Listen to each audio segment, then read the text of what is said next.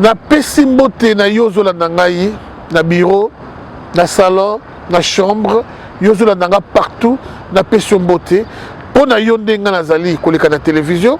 Voilà pourquoi j'ai intérêt à te respecter, j'ai intérêt à te saluer d'abord parce que aux autres tanayo vraiment au disposé tanayo ya kolanda sans rival ton humble serviteur. Masola les années ceux qui Congo ils allaient quitter to luna kito c'est pour monnaie te pour da koleka kaleka na télévision. Toujours les canaux télévision pour na intérêt bemoko ya mboka na biso et kende liboso en tout et pour tout. Quand on parle du Congo, nous voyons aussi son peuple, c'est-à-dire nous voyons aussi les Congolais. Souci na biso, les alliés Congolais azala bien. Souci na biso, les alliés à Kolobaka béton, fati béton. Mais souci na biso, les alliés Congo ezala malamo. Alors le coup la tozoa mokonzi. Oyo azwa pe souci na biso lata yango. Oyo matin midi soir. À ce souci pour l'intérêt à peuple, pour l'intérêt à Moka Congo, Yangonde et Sepelisa Kamiso, Netobenga Kaye, béton. Basangani Ebele Nakatanga. C'est à la une, hein? C'est vraiment à la une. Basangani Ebele Nakatanga, Babengi Yango réconciliation. Nazali ko aborder des volets ya rencontre ya bande Konamiso Katangé. Volet ya Liboso, ezali. Pourquoi choisir date quand le 17 mai? Pourquoi date quand le 17 mai de Bango Baponi pour passer la réconciliation na Bango? Tobandiwana. Date le 17 mai, c'est une date où vraiment écouta na boîte noire il y a mitou ya ba Congolais news. Avant le 17 mai, on n'avait pas les problèmes avec nos frères rwandais. Avant le 17 mai, ils ont qui honneur pour les Congolais à la chérie rwandaise. À la chérie rwandaise. Elle a qui honneur pour les Congolais à la rwandaise. Avant le 17 mai, on était en bon terme avec le Rwanda. Quand je dis avant le 17 mai, c'est-à-dire avant la guerre de l'AFDEL, on était en bon terme avec nos frères rwandais. Mais à l'avènement de l'AFDEL, en tout cas, bande konanga to continue na zone noire ya Congo. To continue na deuil matanga na Congo. Mzee Laurent Désiré Kabila memeli biso ba Rwandais. Mutoli Bosso a dénoncé eloko wana, c'est notre père.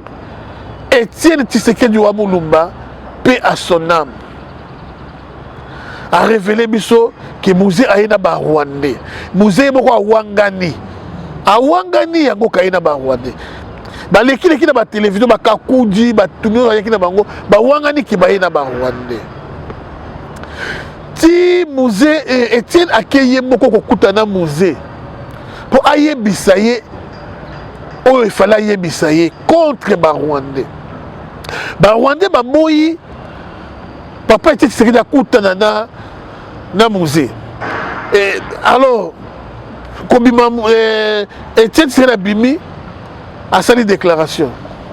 J'étais voir mon frère congolais, mais une poignée de jeunes gens m'ont empêché à voir mon frère. Des jeunes gens rwandais, à préciser les Rwandais.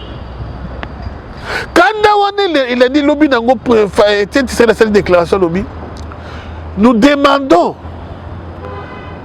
à nos frères rwandais de nous donner la facture de la guerre et de rentrer chez eux. À ce que Mzee Laurent Désiré Kabila a foutu à Rwandais dans le service au Bassane Lakié, il y a quoi accompagner y a guerre, il y a rébellion, il y a Mozambique libération. Tout le monde a combo wana. Guerre à libération, c'est là au Salamani. Attends mon colombo côté. Alors dans la rébellion, Etienne Tshisekedi a signé na Mzee. A fouta ba Rwandais mongo bazonga et pas na bango.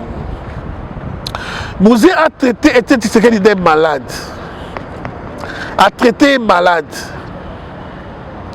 Ba oyo nani ba masasu ba kenda koluka nani Etienne Tshisekedi ba beta yi masasi. Na ba Rwandais ba James Kabarebe pardon. Ba kenda koluka Etienne Tshisekedi ba beta masasi. Ba kokate. Tisuka na yango bazwi Etienne Tshisekedi babwaki ye na Kabeya Kamwanga. Et c'est grâce à Étienne Tshisekedi de Baboué la Kabeka Mwande Lelo au Kabeka Mwanga Yebana partout. Nana Tikala Koye Bateke Mboka Mboka Kabeka Mwanga Zala Kuna na Mujimai. C'est à partir ya wana. Bande Kotomoni Ndenge Batana Mundabi na se ba betaye Fimbo na ba petit Rwandais Bakadongo Mundabi bourgeois sotali mobali osepeli aspect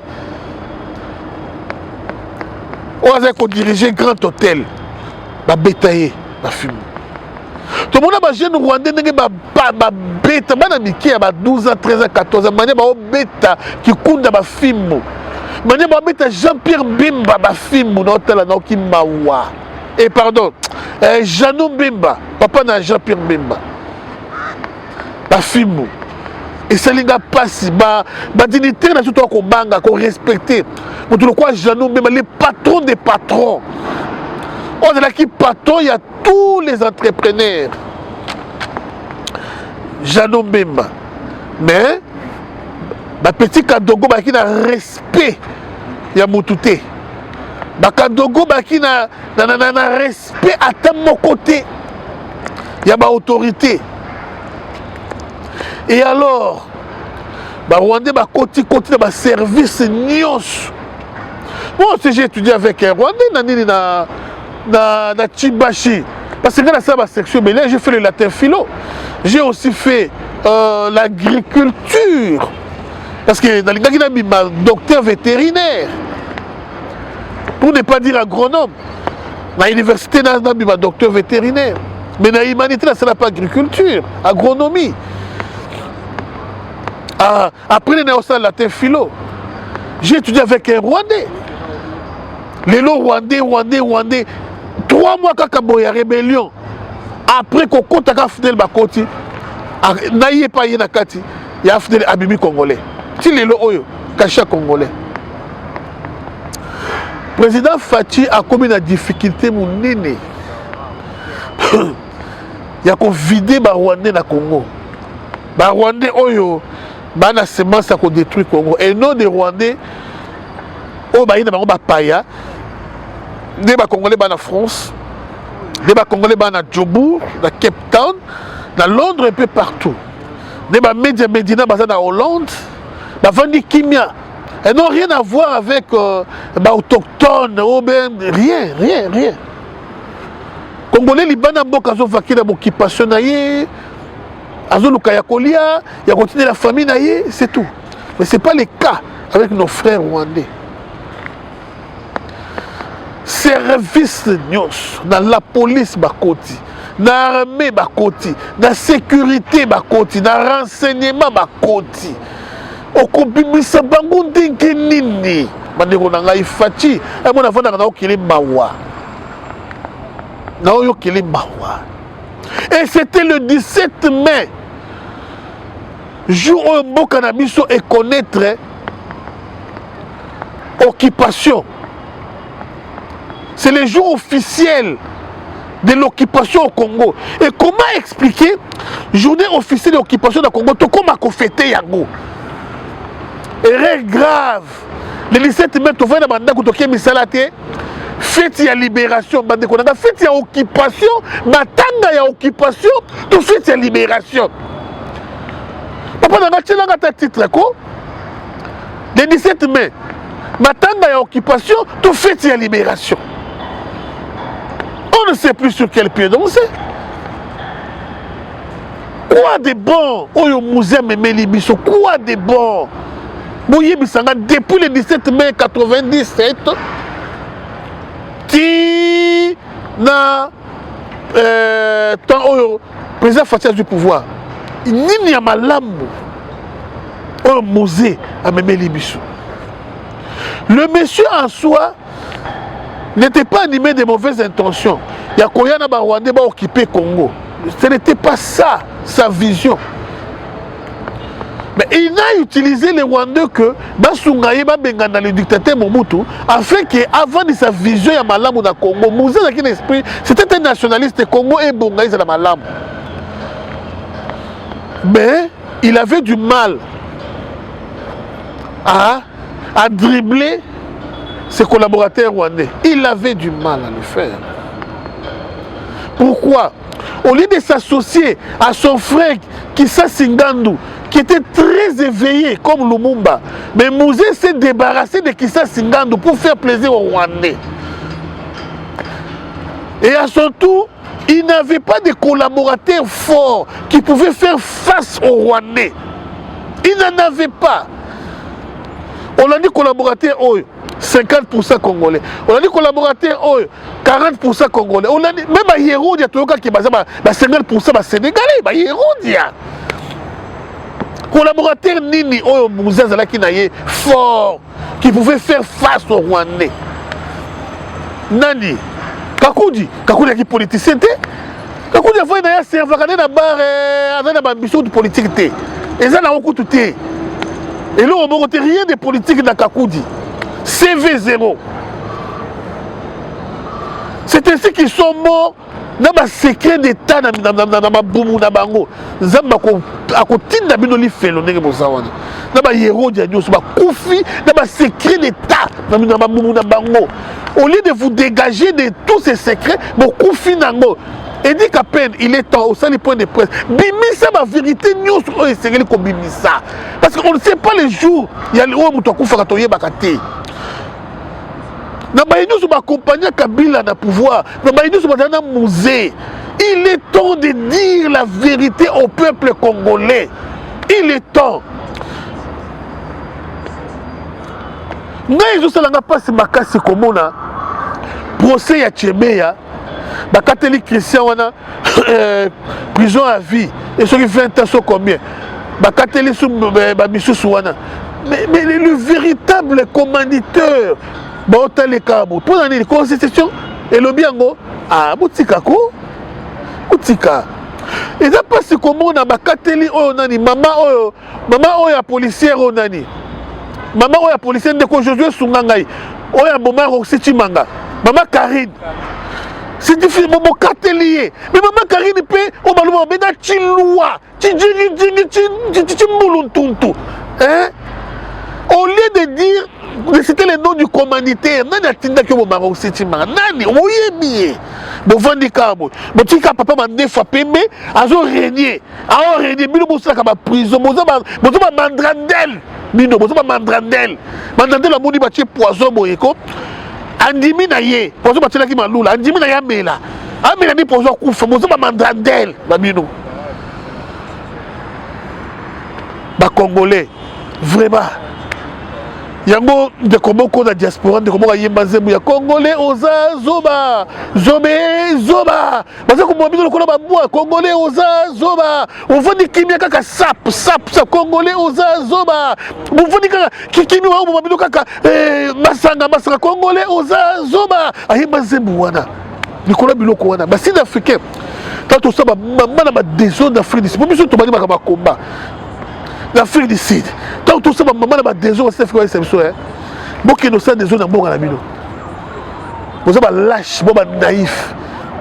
Botiki mupaya kambabino kuna, amo mabino nyoko la bino, boya kusaba trouble en Afrique du Sud. It's not your country. Go back in your country. Not here. Bon, on a mis son négé wana. Mais tel est ce qu'on bateau qui sur place na kid. On va y signer Kabila Bazaki combien? Sur ceux qui 90 millions d'habitants au Congo, combien? Pas même 1 million, tous 90 millions. Mais bateau va qu'on signe dans la marche, on signe Kabila Boy, bah comme 1 million T. Tu divises 1 million par D, bah comme 500 000 T. Tu divises 500 000 par D, bah comme 250 000 T. Tu divises même 250 000 par D, bah comité. Bateau va qu'on signe Kabila. Bah comité. Mais Congolais mounoko. Koloba, on dirait Yankee Moroboy. Zoka rien, vrai yuma. Dans un Colombie, le 17 mai, journée noire, page noire dans l'histoire à Mboka. Président Fati, dans une assemblée, dans un palais du peuple, des députés, Bozoyo Kangai, Bosangana, Bolongo la journée, férié. Jour à libération, bon longo la yango s'il vous plaît. C'est ça rival qui parle. Dans ce sens, on a des députés, nous sommes au professeur André Mbata, les grands constitutionnalistes. ndeko nanga Eliezer, petit nanga Daniel Safou, bandeko nyonso mo ba député bolongo la journée le 17 mai férié, journée de libération, et ça journée à matanga na Congo. Et même ils sont rien. Et même ils sont comme ra na mboka ba eko boma biso. Premier volet ya rencontre ya Bakatangé. A poni le 17 mai, c'est-à-dire ezali na ya rencontre obscure. Parce que le 17 mai, d'abord, c'est une journée noire pour les Congolais. Mais nous avons pris une journée noire pour les Congolais. C'est-à-dire, donc, la deuxième mission, mission, na bango ezalini. Mission na bango ezali depuis l'histoire de l'indépendance du Congo. Quelques leaders katangais ont toujours voulu retirer les Katanga du Congo. En commençant par Moïse Tchomé, to kiti tina ba munongo, ti lelo mwana oyo ya munongo, toujours la même logique. Il y a qu'on retirer Katanga na Congo. Katanga comme un pays indépendant. Bande kotango ba menasaka ba luba na Katanga et ça la kabino et sengote bande konanga bandundu. Tango ba menasaka ba luba na Katanga et ça la bino sengote bande konanga bangala. Parce que après eux viendra votre tour. Cette minorité de Katangais a besoin kaka ya ba Katangais. Donc ba besoin ya Katanga. Ba bengana tout le monde et tire la kaya ba Katangais et comme un pays. Je ne parle pas de tous les Katangais. Et dit qu'à peine à côté de la messe noire Wanate. Le professeur Mukongobila à côté de la messe noire Wanate. Mais objectif de Bango, Bakatangé on va comprendre une vision té, Bakoti sa Bango na vision wana. Il y a un régime où il y a Fati et échoué. C'est ça. Ce qui est possibilité contre élimination physique. Il y a président de la République. Mais et comme ça, pourquoi? Attends, on va dire égoïste. Mungala a eu pouvoir a régné pendant 32 ans. Mungala Longwe, Katangé a eu pouvoir. Katanga a eu pouvoir a régné après. Entre guillemets, un autre Katangé a eu pouvoir. C'est-à-dire deux présidents à Congo. Bazala, entre guillemets, Katangé. Moulouba a eu pouvoir, Mungala a eu pouvoir, Moukongo a eu pouvoir. Katangé, Bazala a eu pouvoir 2 fois. Mais pourquoi Motima Mabi, il y a des coureurs qui pouvoir si ça t'a mandaté, vous avez cocaté, vous avez dit que vous avez pouvoir Congo, il y a mino, c'est quoi c'est ton nini? Vous avez bisanga.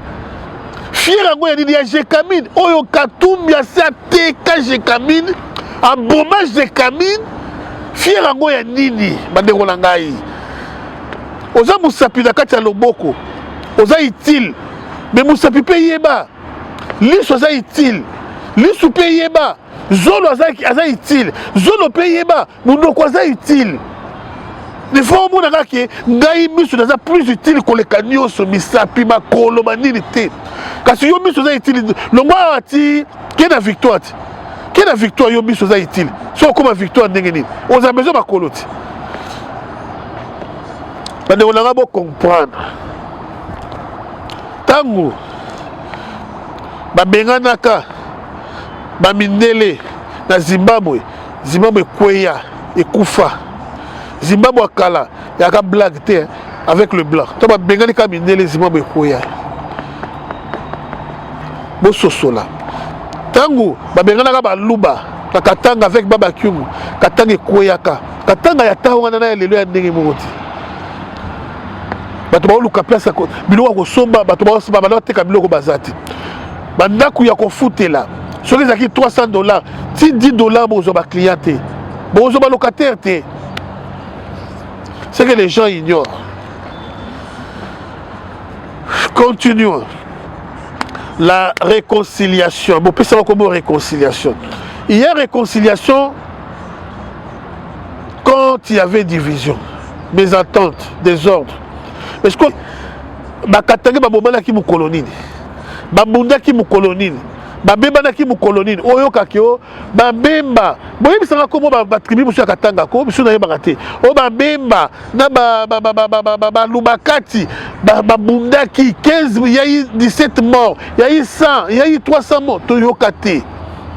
So réconciliation ngo ya nini na bino papa bibimba boke bo père de temps na bino po kaka Kabila na Moïse Katumbi bakutana basala fou pourtant babemba na te incompréhension ya muyibi ya Katumbi yebaki iranium ameli muninga siko bino papa bakosa na yo ministre ya sport président Fachi ministre ya sport longola ye Martin Bakole asali honneur ya Congo kuna na ko gagner français ministre sport follow de la pembeni na ye o encourager ye mais OK na yo na makamu ya réconciliation katanga zomba.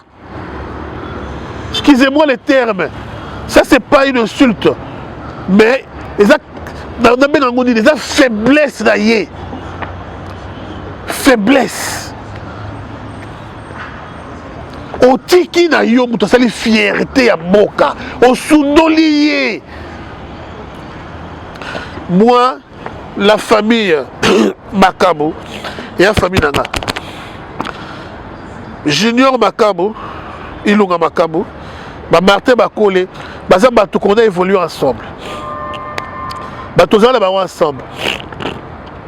Botou na Junior Makambo. Junior Makambo azala qui rien et l'autre. On s'est fréquenté. Junior Msinga qui est sans rival. Pardon de konanga ya na ngai to ça l'émission ba sunga ngai na bunda combat ba sponsoriser ngai na bimba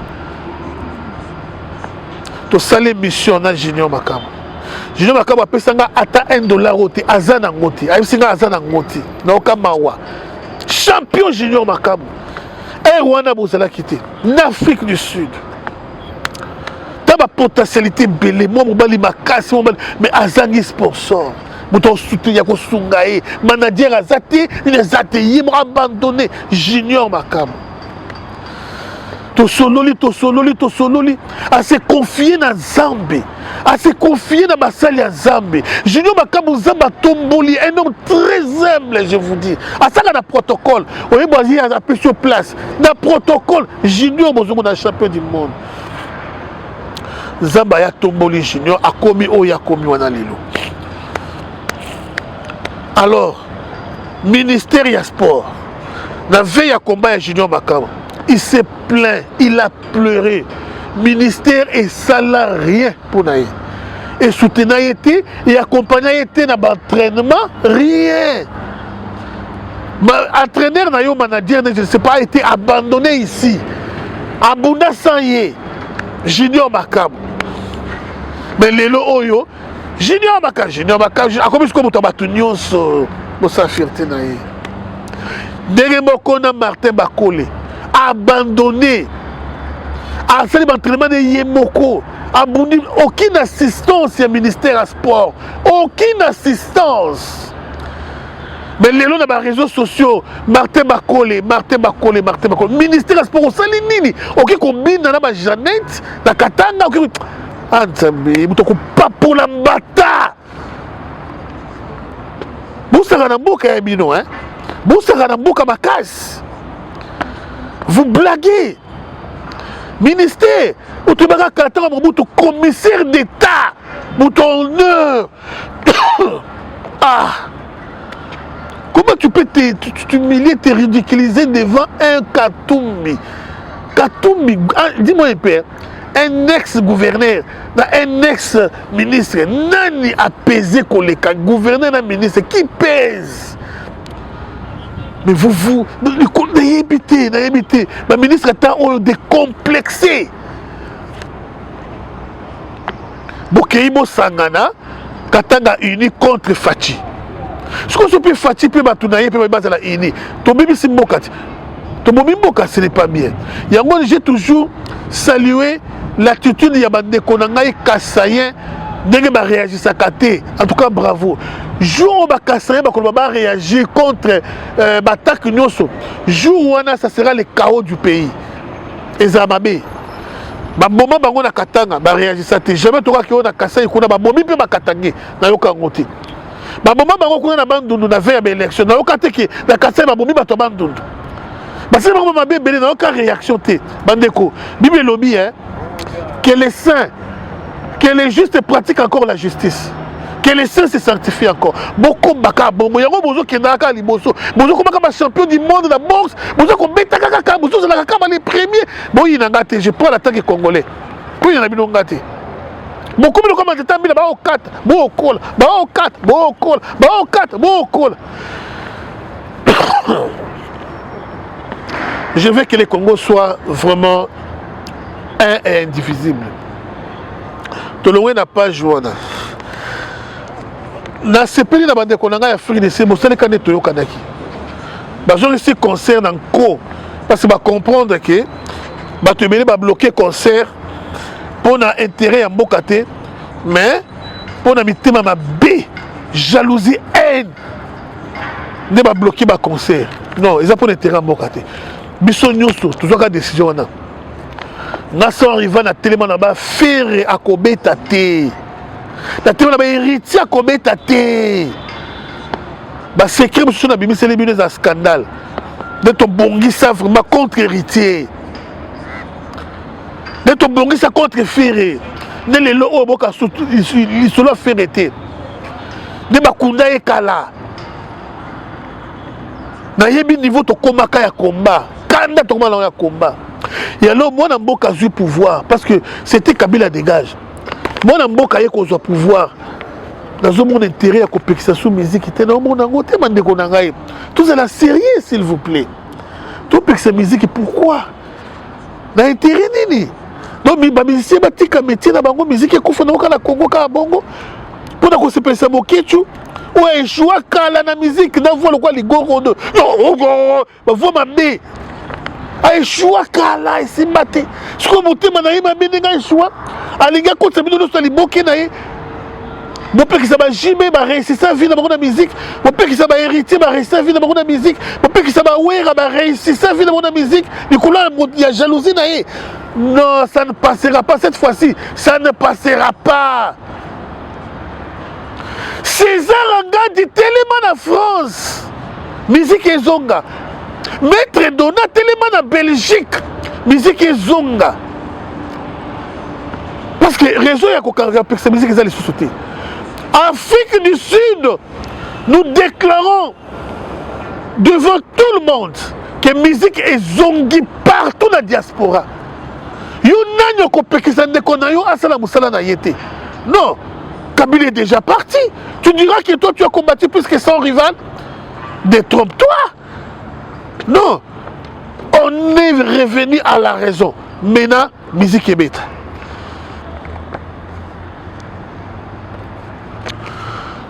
De comment Congolais a attaqué l'uranium il y a $1 milliard. Congolais kaka, pays mais Congolais. Les lois dans la prison. Bon, il est très bien. Donc, tant que vous savez que cette histoire d'uranium est créée comme un problème entre Congo et occidentaux, Congo et Américains et les restes. Mais Congolais Moko a attaqué l'uranium frauduleusement dans $1 milliard à la prison.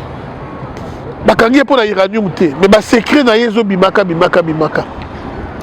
Bino bakasi ke fati alors se débarrasser na bateau oyoyo ceux qui n'engeni ba sunga ya pouvoir c'est faux so yebi makamba bateau na basali au sanza bango ko yina bango batata ponyo yo poko bimona nayi yo pe vraiment yo pe batanga matala ozo rwandais d'abord comment beaucoup ça la bosali ce qu'on force bino ba rwandais yo oyo ba c'est sénégalais Fayulu o ba c'est rwandais Kabila bosali force na bino na mundele oyo juif Katumbi pour moto la mona mboka na ye moto la fati Congo ça ne passera pas ki bomona ki bangu boy bomona ki pas vite boy na misu abimela bino bomona Lumumba boy abimela bino ça je vous le garantis bon meka et misu peut tika la jamais ko céder que obo ya pe boy bota botika ba G hein bota la ngane bosaka na réseaux sociaux na YouTube botina ka ba délinquant na bino ba échouer na vie un petit voyou sur qui péro sur botina ka bango mais sachez que et le rôle de ngane bandelina suka na yo bazotinda o suka mabe tuna sango ba ebisao professeur André Mbata ya solo. C'est par là qu'on met fin dans ma solo Namiso pour dire merci pour la première fois que tous allons honorer. Tous allons vraiment honorer. Là, nous les Tshisekidistes, sur l'institution, total le gouvernement, les Tshisekidistes ne se retrouvent pas. Parce que Sama Lukonde, au Mataro Kitabe Tarane Kati, dans Makiaboula, au Mataro Kitabe Tarane Kati, dans Makambo Ebele. Ça va secret Siba. Toqué d'institution, Moussousou, aux alliés Sénat, on ne se retrouve pas. Parce que Bahati, ma prière n'a pas matin, midi, soir, les alliés attendent, Fatia Koufata Lelo, il est à son pouvoir. Bahati, Namotema, il ne soutient pas le chef de l'État. Et tout le monde le sait. Mais il est président du Sénat. Les Tshisekidistes ne se retrouvent pas. On croyait à Sami Badi Banga, mais il a démissionné. Les Tshisekidistes ne se retrouvent pas. Dans le gouvernement, avec Sama Lukonde, dans le Sénat, avec Bahati. Toké dans l'Assemblée. Mosso n'était pas les nôtres. Mosso Zaki, Moutouya, FCC. Il n'était pas Tshisekidiste. Quand même qu'il y a une région de pour l'intérêt, oui, c'est bon. Mais nous nous retrouvons dans Bata. Bata vice-président, une tête bien faite. Et là, la Mosso, et là, la Barati, nous sommes professeur, mais la personne qui a la tête de Bata Azati, là, nous sommes fiers. Nous sommes fiers, s'il vous plaît, dribbler Kosa Nayoba Kaboud, dribbler Kosa Nayoba Misusu. Mais le professeur Mbata, André Mbata, ça, c'est vraiment un monument. Un monument. Au cours, c'est les Wapi. Amener la science. Amener la connaissance au cours c'est les Wapi. Une tête bien faite. Voilà l'homme qui fait la fierté des Tshisekidistes au jour d'aujourd'hui. Fati a vraiment un véritable collaborateur. On a Kosungaye dans la hauteur, dans la longueur, dans la largeur, dans la profondeur. Et il s'appelle pas Kabouya. Respect na Kabouya, mais il s'appelle le professeur André Mbata. On dribblé Wapi. Tandis que Kosa Kaboud à l'époque. Bon, ok, dedans, clique dans le bazar na banani. Mutuya FCC wana. Oh, banane ko bibisaka ba bikozi. Ba ko sangana, ba yokani kota. Kota ya IDP c'est ça ota, kota ya Boyota, kota ya Boyota. Ba Kosa Kaboud trop. Mais ce que moi me kana professeur André Mbata so bokoka. Personne à FCC à la tête du professeur André Mbata. Personne, s'il vous plaît. Ça, je vous l'ai dit. C'est vraiment l'homme. Oh, c'est qui. Tout est tout le respect. Encore une fois, merci à vous tous qui avez prêté attention à cette tranche. Je dis merci à mon jeune frère Josué. Merci à tout le monde. Tokutani vraiment, Balayasima. Ingeta. Eshima, votre magazine qui bat au rythme de l'actualité. Une réponse à vos besoins en information, un éclairage dans divers domaines. Impartial, documenté, instructif. Eshima au cœur de l'info. Retrouvez la nouvelle édition. Le service national de la RDC, une seconde chance pour les Koulouna. Le commandant du service national, le général-major Jean-Pierre Kassongo Kabouik, est en passe de réussir le plus difficile. La conversion des délinquants juvéniles appelés Koulouna en bâtisseurs de la République. Jean-Pierre Kassongo Kabouik a réalisé des avancées notables à la tête de ce service qu'il occupe depuis juillet 2018. Ce jeune délinquant, presque indomptable dans les rues de Kinshasa, ont finalement été maîtrisés au centre pilote de Kanyama KCC. À ce jour, ils sont endoctrinés et formés à rendre service à la nation, à devenir utiles pour le pays. Au total, 2000 anciens Koulouna devenus aujourd'hui bâtisseurs ont perçu leur premier salaire après une période de 14 mois de formation dans plusieurs domaines, notamment la maçonnerie, la menuiserie et autres.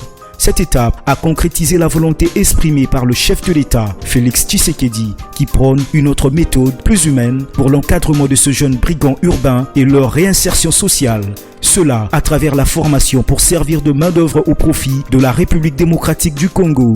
Dans un long entretien accordé à Eshima Magazine, le général-major Jean-Pierre Kassongo Kabouik explique le retour 4 ans après de la production agricole à Kanyama Kasese. Dans cette interview exclusive, le commandant du service national égrène les réalisations de cette structure qui revient d'une longue léthargie. Il évoque l'expérience des cantines militaires et policières et révèle que son service paramilitaire mettra bientôt ses cantines à la disposition du campus universitaire en faveur des étudiants. Focus. L'équipe Mwakadi fait exploser le compteur. La DGI dépasse 200% des recettes fiscales au mois d'avril 2022, soit le triple réalisé en avril 2021. Une performance historique jamais réalisée au sein de cette régie financière. À lire également, les FARDC progressent de 5 places au monde selon le classement établi par Global Power. Analyse de l'état de siège décrété depuis 1 an dans les provinces de l'Ituri et du Nord Kivu. Découvrez également plusieurs autres sujets à lire dans ce nouveau numéro. Retrouvez l'intégralité du magazine Eshima dans les kiosques. Eshima Magazine, un nouveau standard d'information.